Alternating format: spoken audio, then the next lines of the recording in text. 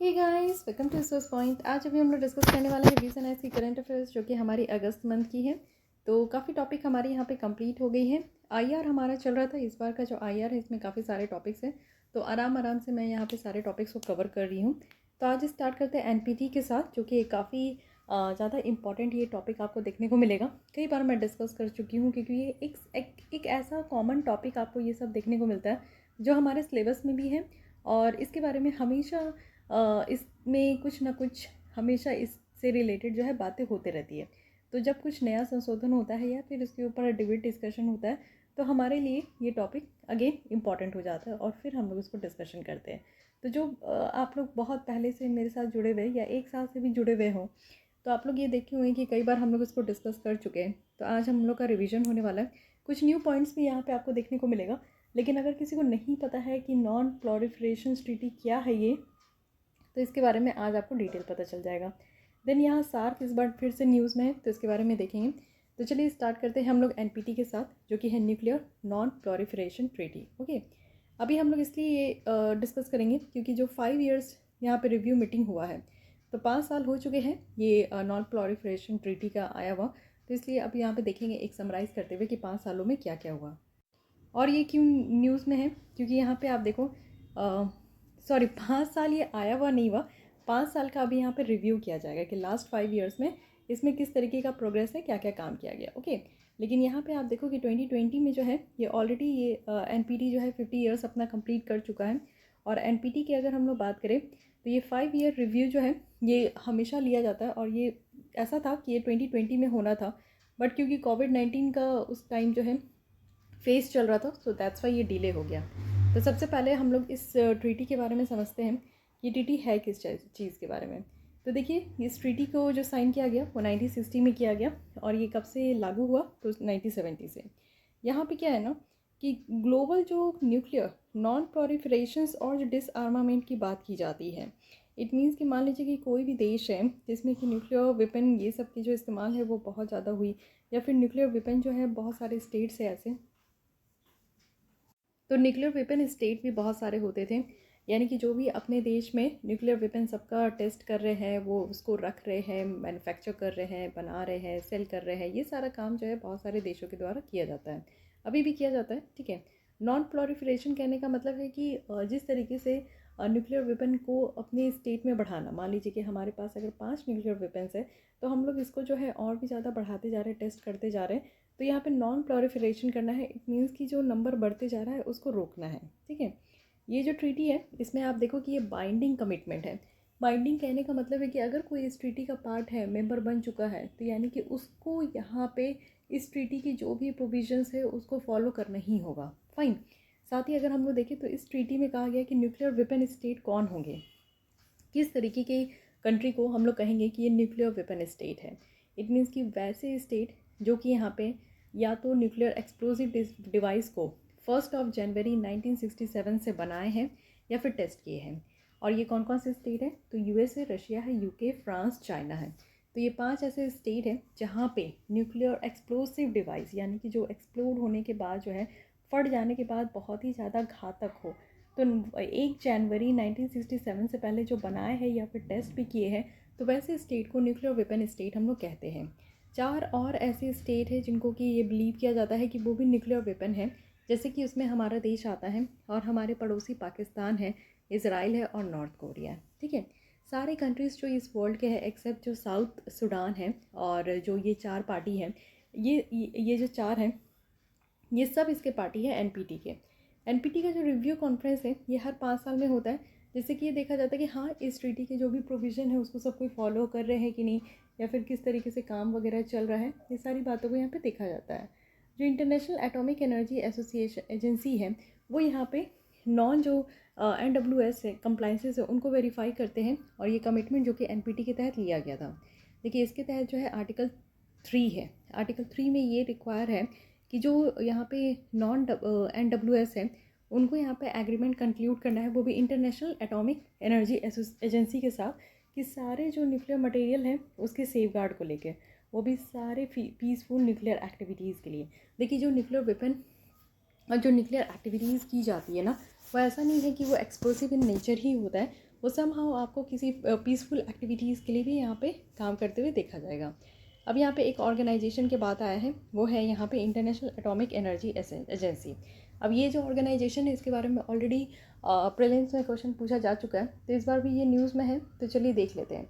इसका जो फाउंडेशन हुआ है वो 1957 में हुआ है, जस्ट बिकॉज न्यूक्लियर कॉपरेशंस को यहाँ पे प्रमोट करने के लिए और सेफ, सिक्योर और पीसफुल जो यूज़ है न्यूक्लियर टेक्नोलॉजी का हो उसके लिए। ये एक स्पेशलाइज्ड एजेंसी है जिसको कि यूनाइटेड नेशन सिस्टम के साथ यहाँ पे आपका जो है इसको इंटीग्रेट किया गया है। साथ ही साथ यहाँ पे 3 मेन रोल हैं। पहला है कि पीसफुल यूज़ करना है जो भी न्यूक्लियर एनर्जी है, जैसे कि आप देखते हो कि न्यूक्लियर एनर्जी वगैरह का जो इस्तेमाल किया जाता है वो रिसर्च के भी फील्ड में किया जाता है। तो ऐसा नहीं है कि न्यूक्लियर एनर्जी का जो इस्तेमाल है वो हम लोग सिर्फ यहाँ पे कॉन्फ्लिक्ट अराइज करने के लिए ही कर रहे हैं या फिर किसी भी तरीके का डिस्टर्बिंग के लिए, वैसा नहीं है। तो यहाँ पे हम लोग को क्या करना है कि फर्दर जो है वो आप देख सकते हो कि फर्दर पीसफुल यूज़ करना है। साथ ही न्यूक्लियर सेफ्टी और जो सिक्योरिटी है वो हम लोग को प्रमोट करना है फॉर न्यूक्लियर और रेडियो एक्टिव मटेरियल के लिए। साथ ही वेरीफाई करना है वो भी 900 सिविलियन फैसिलिटीज़ जो है उससे ज़्यादा कि ये जो न्यूक्लियर मटेरियल्स हैं वो यहाँ पे क्या न्यूक्लियर वेपन बनाने के लिए इस्तेमाल हो रहा है कि नहीं। तो वेरीफाई भी करने का काम यहाँ पे जो है इस एजेंसी का होता है कि यहाँ पे जो भी न्यूक्लियर एक्टिविटीज़ हो रहे हैं तो क्या वो वेपन बनाने के लिए है या फिर नहीं है। ठीक है, अब एनपीटी के अचीवमेंट देख लेते हैं कि अब तक 5 ईयर्स में या फिर 50 ईयर्स की अगर हम लोग बात करें तो इसमें क्या क्या अचीवमेंट हुआ है। सबसे पहले तो आप देखो कि ये अगर ये ट्रीटी है तो इसकी वजह से रियली हमारे वर्ल्ड में जो नंबर ऑफ़ न्यूक्लियर वेपन्स हैं वो कम हुए। यही आप देख सकते हो आंकड़ा, एक पिक था 70,300 वॉर हेड्स था 1986 में, और अब आप देख सकते हो कि 14,000 जो है एट प्रेजेंट है। तो ये काफ़ी हद तक कम हुआ है।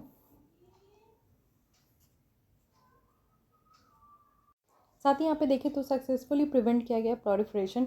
इट मीन्स कि जो नंबर ऑफ़ न्यूक्लियर वेपन्स बढ़ते जा रहा है उसको कम किया गया है। ठीक है, प्रोलिफरेशन सिर्फ आप देख सकते हो 1970 से सिर्फ 4 कंट्री ऐसे हैं जिन्होंने अभी तक न्यूक्लियर वेपन को यहाँ पे एक्वायर किया है, उसके अलावा कोई कंट्री नहीं है। एडिशनल प्रोटोकॉल है डिटेक्शन के लिए, यहाँ पे एक अलग सी एजेंसी है IAEA है जो कि यहाँ पे डिटेक्ट करती है कि हाँ कोई कंट्री जो है वो न्यूक्लियर एनर्जी का इस्तेमाल न्यूक्लियर वेपन बनाने के लिए तो नहीं कर रहे हैं। तो ये भी एक अच्छी यहाँ पे आप कह सकते हो अचीवमेंट है। साथ ही न्यूक्लियर वेपन फ्री जोन जो है वो क्रिएट किया जा रहा है। कुछ स्टेट ऐसे हैं कुछ रीजन में हमारे वर्ल्ड में जिनको ये चूज़ किया गया है कि न्यूक्लियर वेपन फ्री जोन जो है वो बनाया जाए, और जो भी कमिटमेंट है न्यूक्लियर वेपन के बिना जो हमारा देश होना चाहिए, जिसमें कि आप देखते हो कि हिरोशिमा और जो नागासाकी का जिस तरीके से एक्सप्लोजन हुआ है उसका साइड इफ़ेक्ट अभी भी वहाँ के लोग जो है झेल रहे हैं। तो इसलिए ये कहा जाता है कि हमें एक ऐसा वर्ल्ड बनाना है जिसमें कि न्यूक्लियर वेपन हो ही नहीं। तो ये सारी जो यहाँ पे बातें रखी गई है उसका कहीं ना कहीं हम लोग अचीवमेंट देखते हैं जो कि एनपीटी के रूप में निकल कर आता है। साथ ही चैलेंजेस क्या क्या है, देखिए अभी भी बहुत ज़्यादा प्रॉब्लम है। हम लोग ये तो देख रहे हैं कि हाँ कुछ प्रोविज़न इंप्लीमेंट हो रहे हैं, but still there are huge problem कि जिसको कि हम लोग इस तरीके की ट्रीटी को एक अच्छे तरीके से इम्प्लीमेंट कर सकें। क्यों? क्योंकि आप देखो कि बहुत सारी कंट्री ऐसी है जो कि इस तरीके की ट्रीटी की जो भी रूल्स रेगुलेशंस उसको फॉलो ही नहीं करना चाहते। नॉन कंप्लायंस इन नेचर आपको देखने को मिलेगा। इट मीन्स कि जो यहाँ पे आर्सेनल साइज़ है वो इंक्रीज़ होते जा रहा है। जैसे कि आप देखो कि रशिया और चाइना का इसमें देखने को मिलेगा कि जो कैप वगैरह है मैक्सिमम नंबर वॉरहेड वो यहाँ पे इंक्रीज़ होते जा रहे हैं।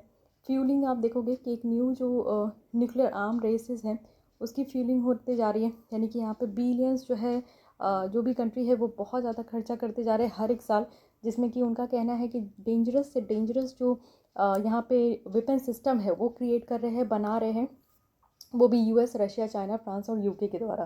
तो ये एक प्रॉब्लम है कि वो कंप्लाइंस ही नहीं कर रहे हैं। साथ ही अगर देखें तो अनसेटल्ड यहाँ पे इंटरनेशनल सिक्योरिटी इन्वायरमेंट कहा जा रहा है।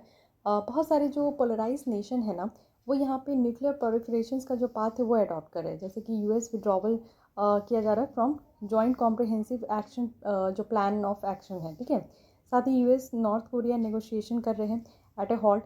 तो एक आप देख सकते हो कि ऐसा इंटरनेशनल सिक्योरिटी जो इन्वायरमेंट है वो सेटल नहीं है, अनसेटल्ड तरीके से भी आपको यहाँ पे देखने को मिलेगा। ठीक है, साथ ही लूप होल भी देखने को मिलेगा। इस ट्रीटी में बहुत सारे लूप होल हैं, और एनपीटी जो है वो यहाँ पे नॉन वेपन जो स्टेट है उसको रोकता ही नहीं है अगर वो न्यूक्लियर वेपन को प्रोसेस कर रहे हैं। तो ये एक अलग सी प्रॉब्लम है कि अगर यहाँ पे जो ऐसी कंट्री है जो कि इस कैटेगरी में इंक्लूड नहीं हो रहे हैं, यानी कि जो वेपन न्यूक्लियर वेपन कंट्री नहीं है, तो अगर वो प्रोसेस करते हैं, टेस्ट करते हैं अपने यहाँ, तो उसको इस ट्रीटी के तहत रोका नहीं जाता। जो इसके मेंबर है बस वही उन्हीं को रोका जाता है।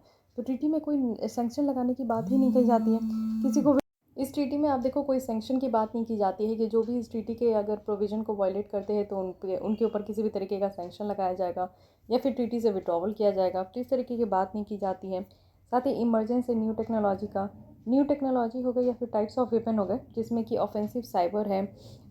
इस तरीके से आप आज के डेट में आप देख सकते हो कि साइबर थ्रेट बहुत ज़्यादा है, साइबर क्राइम बहुत ज़्यादा बढ़ते जा रहा है, तो ये एक अलग तरीके की प्रॉब्लम है।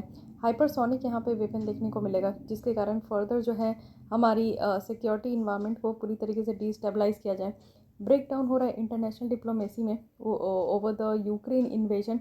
यूक्रेन का जो इन्वेजन है उससे भी आप देखो कि जो इंटरनेशनल डिप्लोमेसी है उसमें भी कहीं ना कहीं ब्रेक डाउन देखने को मिल रहा है।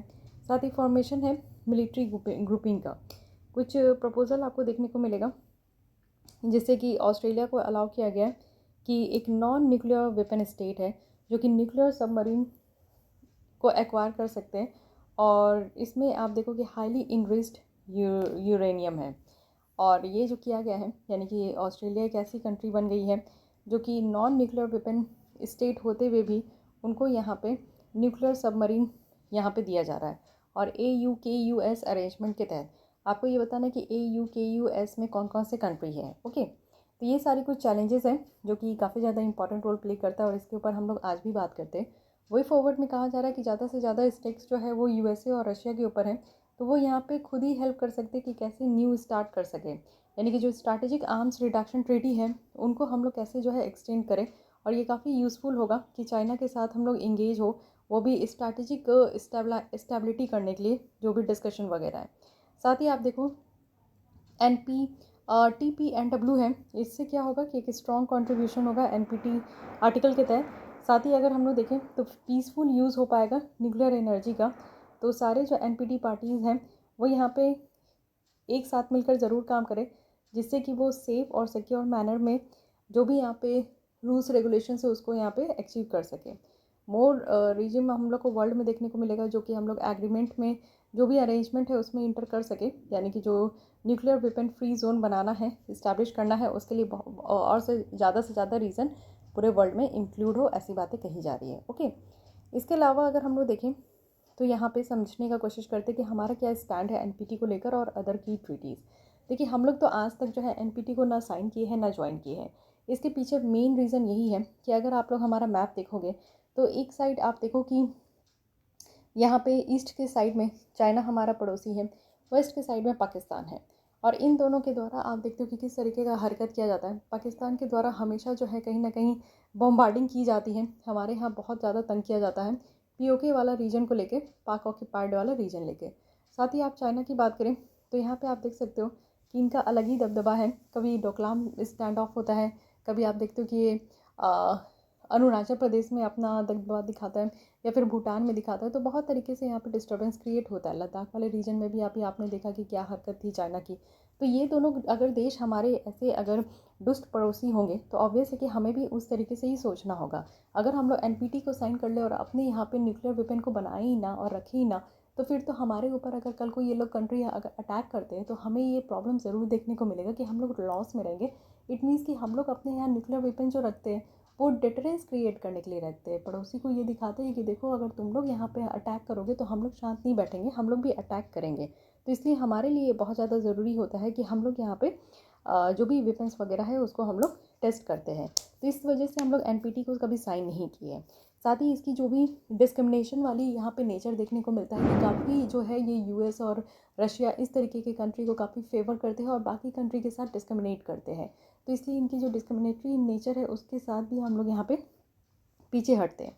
साथ ही अगर देखें तो हम लोग जो है ट्रीटी को अपोज करते हैं, जो भी यहाँ पे प्रोहिबिशन ऑफ न्यूक्लियर वेपन है ऑन द ग्राउंड की वो यहाँ पे जो कस्टमरी इंटरनेशनल लॉ है उसके डेवलपमेंट के साथ ये कॉन्स्टिट्यूट नहीं होता है। साथ ही अगर हम लोग देखें तो हम लोग यहाँ पे कॉम्प्रिहेंसिव न्यूक्लियर जो टेस्ट बैन ट्रीटी है CTBT है, इसको भी हम लोग यहाँ पे अपोज करते हैं। क्यों? क्योंकि इसका भी डिस्क्रिमिनेटरी नेचर है। ये जो डेवलप्ड कंट्रीज़ हैं उनको यहाँ पे नहीं रोकेंगे, लेकिन हम जैसे जो डेवलपिंग कंट्रीज़ हैं उनको यहाँ पे बहुत ज़्यादा रोकते हैं।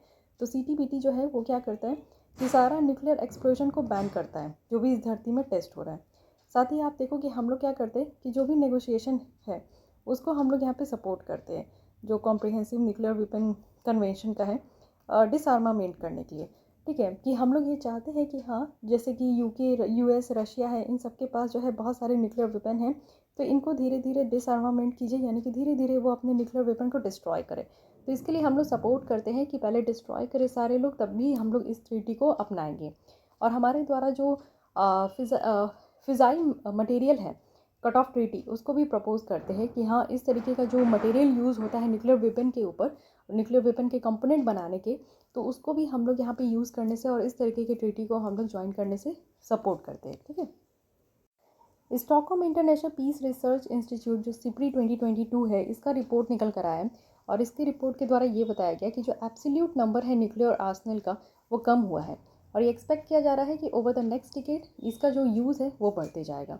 रशिया और यूएसए की बात करें तो दोनों मिलकर यहाँ पे 90% जो है सारे न्यूक्लियर वेपन को यहाँ पे पोजेस करते हैं, यानी कि सारा जो न्यूक्लियर वेपन है वो यूएसए और रशिया में अकेले देखने को मिलेगा।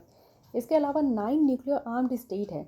इसमें कौन कौन से हल्का फुल्का याद होना चाहिए कि किसके किसके पास जो है न्यूक्लियर वेपन है, जैसे यूएस, रशिया, यूके है, फ्रांस, चाइना, इंडिया, पाकिस्तान है। उसके अलावा इसराइल है, देन यहाँ पे नॉर्थ कोरिया है। और अभी तक हम लोग क्या कर रहे हैं, इतने सारे जो देश है ना, वो अपने यहाँ जो न्यूक्लियर आर्सनल है, जो बहुत ही खतरनाक होता है, उसको हम लोग यहाँ पे मॉडर्नाइज़ करते जा रहे हैं, यानी कि हम लोग इसको अपडेट करते ही जा रहे हैं। तो कुछ ऐसे भी हम लोग यहाँ पे हैं। तो सिप्री की रिपोर्ट के द्वारा ये सारा यहाँ पे डेटा इन्फॉर्मेशन निकल कर आया है। इसके अलावा देखते हैं कि जो एनपीटी है उसकी ऑब्जेक्टिव क्या है। सबसे पहले तो ये है कि जो न्यूक्लियर वेपन है इसका स्प्रेड होने से रोकना है, और वेपन टेक्नोलॉजी का स्प्रेड होने से रोकना है। साथ ही हम लोग को यहाँ पे कॉपरेशन करना है कि हाँ, न्यूक्लियर एनर्जी का जो इस्तेमाल है वो शांतिपूर्ण तरीके के लिए ही हो और तरीके से ही हो। साथ ही जो यहाँ पे गोल है कि न्यूक्लियर डिसआर्मामेंट करे, कि पूरे वर्ल्ड से जो न्यूक्लियर वेपन हर कंट्री में है उसको डिस्ट्रॉय करते जाए, धीरे धीरे ख़त्म करते जाए। तो इस फंडे को हम लोग भी यहाँ पे साथ देते हैं। Okay, so guys, this is all about nuclear non-proliferation treaty. I hope you understand this article, because this article is very important for your prelims point of view as well as means point of view. Okay, सो हर एक part यहाँ पे मैं discuss कर चुकी हूँ। अगर इससे related कोई भी अगर आपको डाउट होता है तो आप कमेंट बॉक्स में पूछ सकते हो। साथ ही अगर आप लोग आंसर राइटिंग जो 67 बीपीएससी मींस की यहाँ पे चल रही है उसको अगर ज्वाइन करना है तो उसके लिए भी डिस्क्रिप्शन बॉक्स में ईमेल आईडी है, उसमें भी आप लोग मेल करके फर्दर जो डिटेल है आप लोग वहाँ से ले सकते हो। तो आज के लिए बस इतना, मिलती हूँ कल इसी टाइम पे, तब तक के लिए थैंक यू।